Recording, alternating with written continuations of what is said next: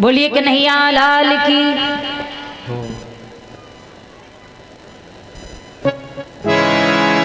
तो इधर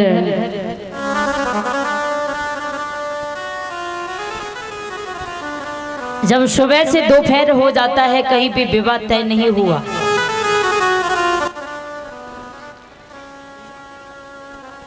कोई किसी को बता रहा है तो कोई किसी को बता रहा है,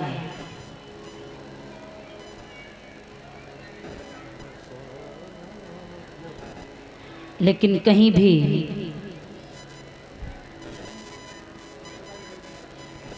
विवाह तय नहीं हुआ है।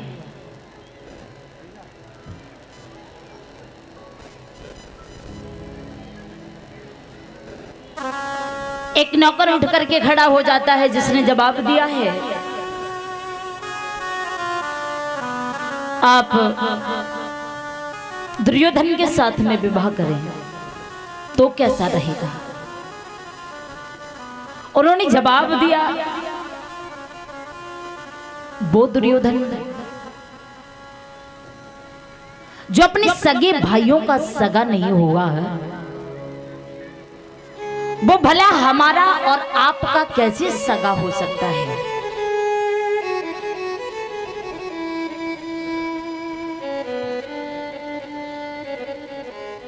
उसे छोड़ो, कोई और बताओ।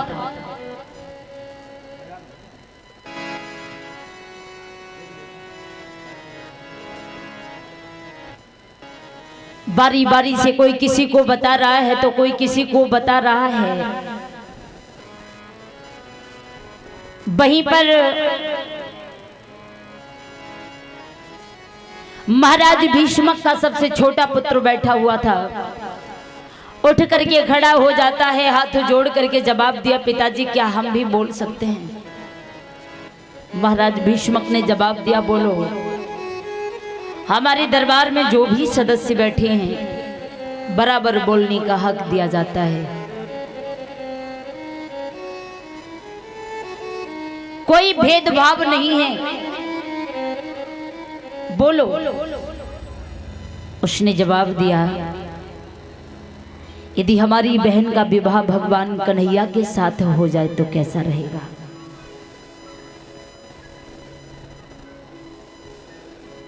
भीष्मक ने जवाब दिया, उस कृष्ण के साथ ना। बहुत अच्छा है, ये हम तो भूल ही गए थे, बाबा देवर्षि नारद जी ने भी बताया था। ठीक रहेगा, शादी की तैयारियां करवाओ। शादी की तैयारियां होने लगी, बड़ी खुशियां छाई हुई हैं महलों में।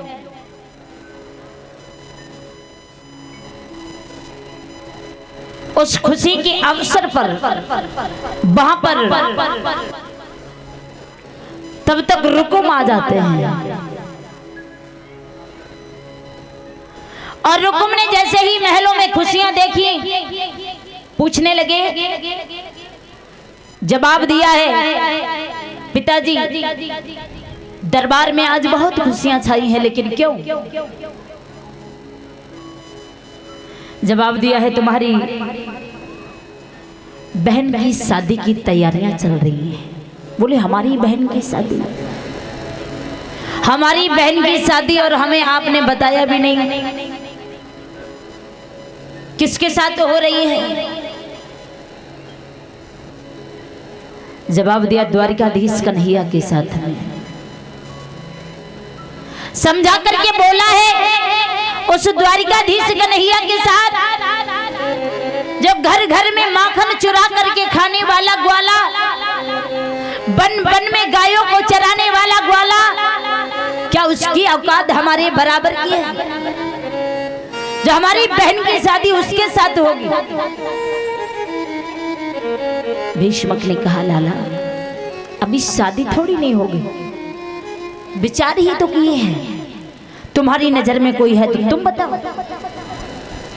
रुकुम ने जवाब दिया है, बस यही तो चाहते थे हम, शादी वहां होगी जहां हम चाहेंगे। पिता ने कहा है कि तुम्हारी नजर में कोई वर हो तो बताओ। बोले, हाँ है ना। चंदेली की रहने वाली सुषपाल रिश्ते में साला है तो क्या हुआ, मगर बड़ा दिल वाला है। पिता ने कहा क्या पागल हो गए हो, साले के साथ बहन की शादी कोई करता है? बोले क्यों? जब उसने अपनी बहन की शादी हमारे साथ कर दी और हम उसके साथ कर देंगे, क्या बुरा कर देंगे? भीष्मक ने जवाब दिया है, लाला दुनिया के लोग हंसेंगे, प्रजा के लोग हमें ताने देंगे, चैन से जीने नहीं देगी ये दुनिया, इसलिए लाला उसे छोड़ो, कोई और बताओ। रुकुम ने जवाब दिया, बड़ा ही पैसे वाला है, बहुत बड़ा दिल वाला है, और आप शादी के लिए मना कर रहे हो। जवाब दिया, शादी वही होगी, ये हमने तय कर लिया है, ये हमारा फैसला है। कभी कभी बेटे घमंड में ऐसे भी फैसला ले लिया करते हैं जो कि माता पिता को दुखी होना पड़ जाता है। जबकि संतान का ये कर्तव्य बनता है, हमेशा कर्म वही करने चाहिए जिसमें माँ बाप खुश हों। कुछ लोग धन के लालच में आकर के माता पिता के दिल को ही नहीं बल्कि आत्मा को भी दुखाते हैं।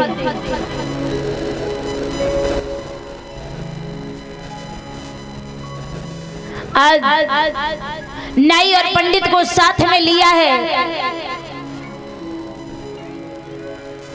चल दिए महलों में जाकर के पहुंचे, नाई पंडित को समझाया, आप ही बताओ हम अपनी बहन की शादी अपने साले के साथ कर रहे हैं, क्या बुरा कर रहे हैं?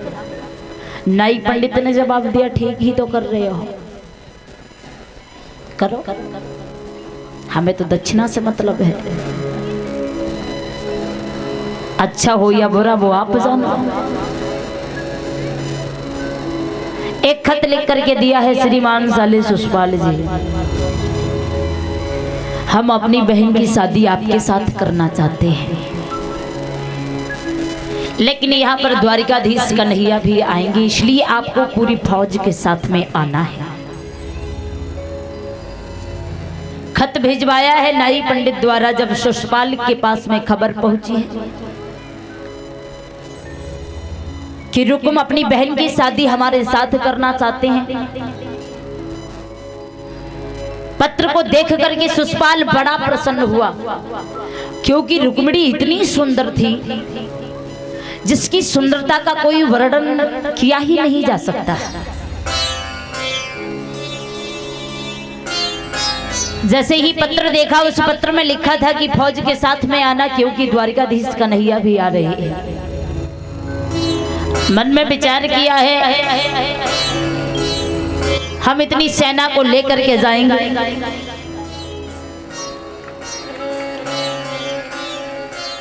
कि हमारे डर की वजह से कन्हैया एक ही पल में वहां से भाग जाएगा।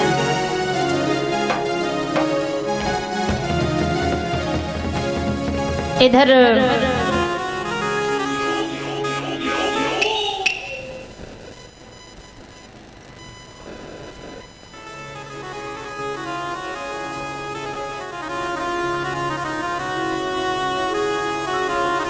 फौज तैयार करने के लिए आदेश दे दिया है। स्वयं घोड़े पर सवार होकर के भाभी के आंगन में पहुंचे हैं। जब आंगन में पहुंचे तो जाते ही जाते कहा है, भाभी हमें दूल्हा बनाओ। भाभी बोली, ना कहीं से लगन ना टीका, सीधे सीधे दूल्हा बन के कहाँ जाओगे? पागल तो नहीं हो गए हो? ऐसा तो नहीं है कि रात में सपना देख लिया वो शादी वाला। सुषपाल बोले, नहीं भाभी हम शादी करने के लिए जा रहे हैं। अरे तुम क्या जानो, जो हमारी बहनों ही रुकुम है ना? बोली हाँ, वो अपनी बहन की शादी हमसे करना चाहते हैं। भाभी बोली तुम भी पागल हो गए, तुम्हारे बहनों भी पागल हो गए। तुम्हारे लिए उनकी बहन पूजनी हुई, देवी हुई, और तुम पागलों की तरह बात कर रहे हो। जवाब दिया है ऐसे रिश्ते देखे जाएं तो फिर शादियां बंद हो जाएंगी, शादी तो करनी पड़ेगी। तुम चुपचाप हमें दूल्हा बनाओ।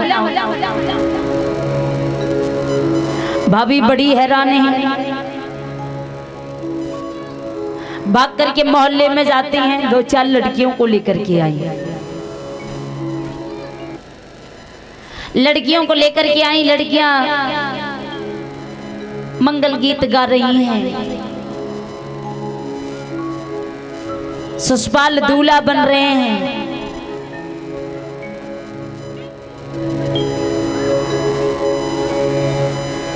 ससुराल दूल्हा बन रहे हैं, कोई कमी नहीं रही, दूल्हा बनने में तैयार हो गए।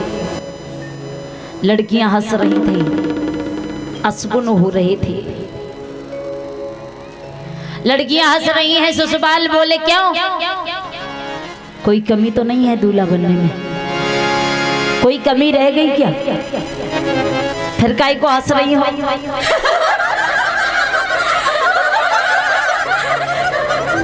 ससुराल बोले चुप रहो, हम आपको कमी पूछ रहे हैं, आप हंस रही हो। बोले इसलिए हंस रहे हैं, आंख में काजल नहीं लगा है। ससुराल बोले छोड़ दी कमी, लेके आओ काजल। भाभी भाग करके जाती हैं, काजल लेकर के आती हैं,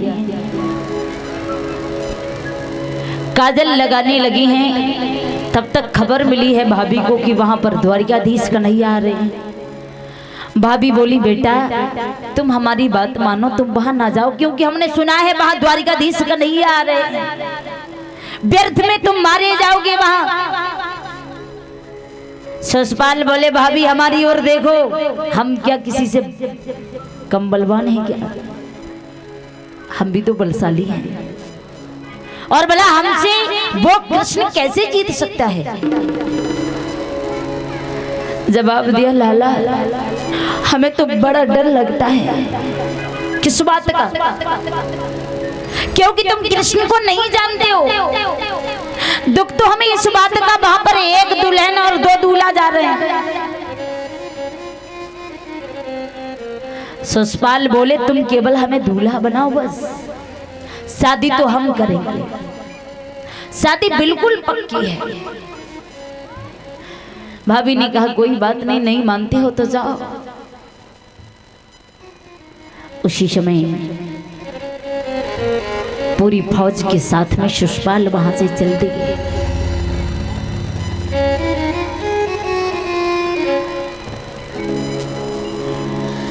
जब ससुराल वहां से चले हैं, कुंदनपुर के निकट अपनी बारात को रोक लेते हैं।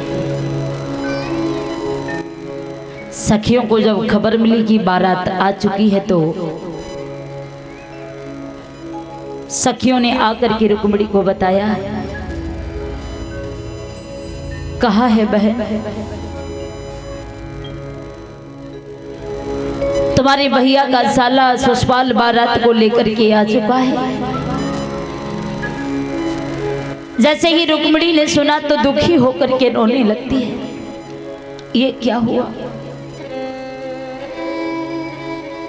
हे मुरलीधर, हे श्याम, यदि तुम नहीं आए तो मर जाऊंगी, लेकिन किसी और के साथ शादी नहीं करूंगी। रो करके भगवान को याद कर रही है।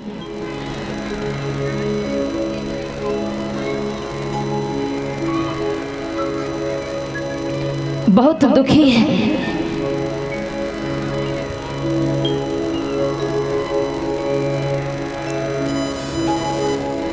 आज रोते रोते नींद आ जाती है। जब रुक्मिणी को नींद आ जाती है तो भगवान श्याम सुंदर रुक्मिणी को स्वप्न देते हैं और स्वप्न में कहा है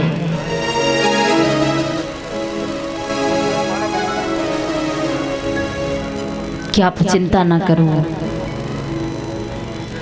आप हमारे लिए किसी के द्वारा एक खत भेजो।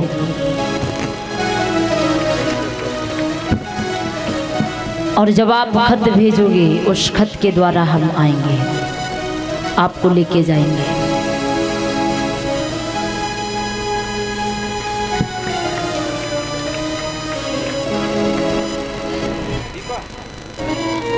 तब तक एक ब्राह्मण जी आकर के रुक्मिणी के द्वार पर आवाज लगाते हैं, बेटी दरवाजा खोलो। आकर के जैसे ही रुक्मिणी ने दरवाजा खोला,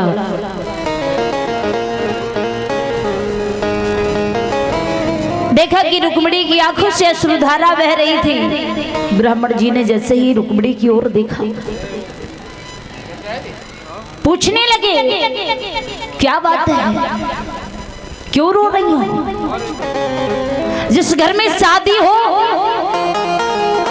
और उस घर में आप इस प्रकार रो रही हो, वो भी आपकी ही शादी है। जिस दिन बेटी की बारात आती है रोती जरूर है, पर अंदर ही अंदर बड़ी खुश होती है। खुश हुआ करती है ना। देख लो शादी को नाम सुन के बड़ी खुश है।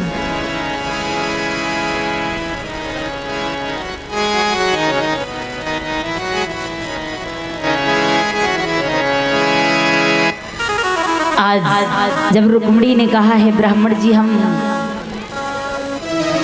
प्रसन्न हो तो हो कैसे, कोई खुशी हमें मिल ही नहीं पाई है जो हम खुश हो सकते। ये शादी हमारी हो रही है लेकिन हमारी मर्जी के खिलाफ। बोले ऐसा क्या हुआ?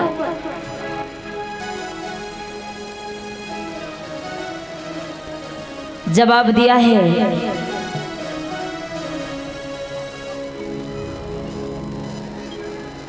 कि हमारा भैया हमारी शादी अपने साले के साथ करना चाहता है। बोले साले के साथ है?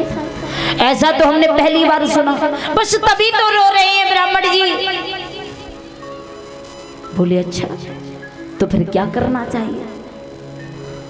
बोले ब्राह्मण जी अब हमारा एक काम करो, हमारा एक खत ले जाकर के आप द्वारिकाधीश कन्हैया को दे दो। बोले द्वारिकाधीश कन्हैया के पास, और वो भी इस उम्र में? पहले तो हमें ये लगता है कि हम इधर से पहुंच ही नहीं पाएंगे। रुक्मिणी बोली ब्राह्मण जी ऐसा ना बोलो, पहुंच जाओगे लेकिन तुम हमारा बस इतना ही काम करो ना।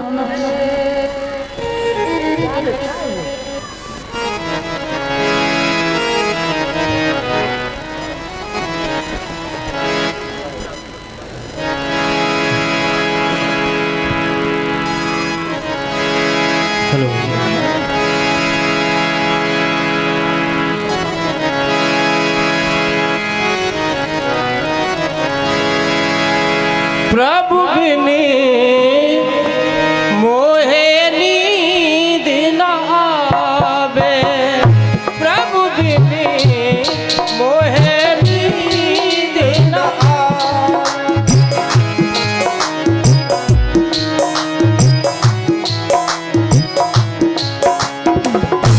खन गरजे खन बिजली चमके, खन गरजे खन बिजली चमके, खन गरजे खन बिजली चमके।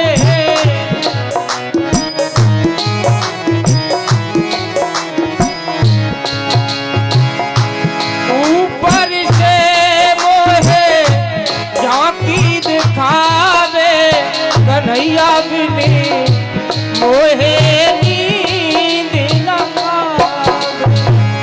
प्रभु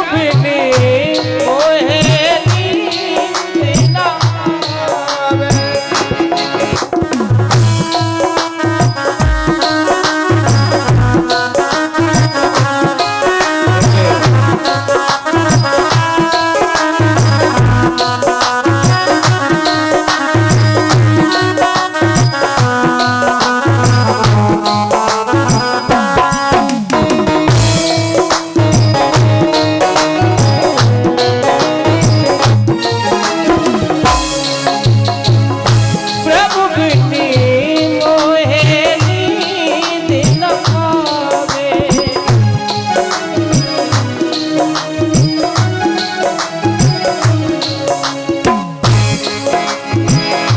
रोगी है के मैं बनी बनी ढूंढूंगी,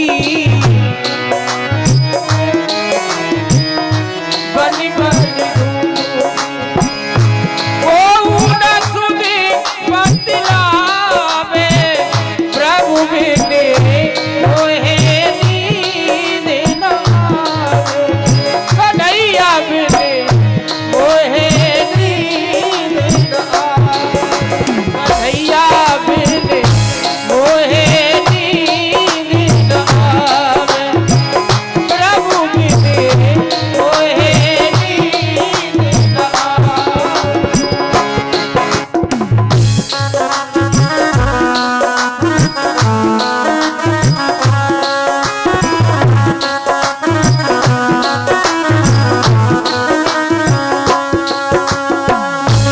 नींद न आवे, नींद न आवे, नींद न आवे, नींद न आवे।